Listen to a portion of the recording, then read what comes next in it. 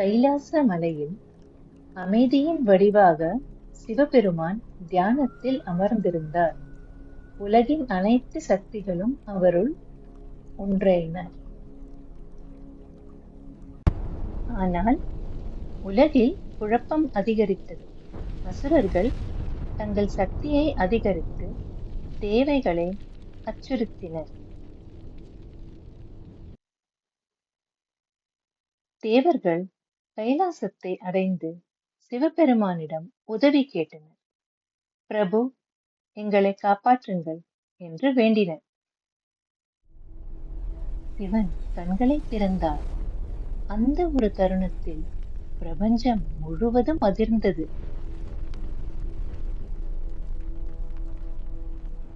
ருத்ர வடிவில் சிவன் அசுரனை எதிர்கொண்டார். ஒரு போராட்டம், சக்தியின் உச்சம். அசுரன் அழிந்தான். தீமை மறைந்தது.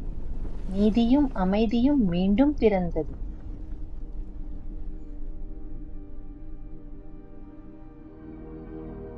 போரின் பிறகு சிவன் மீண்டும் தியானத்தில் அமர்ந்தார்.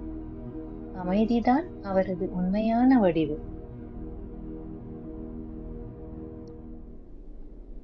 சிவன் சொல்வது ஒன்றே, அமைதி உள்ளத்தில் இருந்தால் உலகம் அழகாகும். ஓம் சிவாய நமः.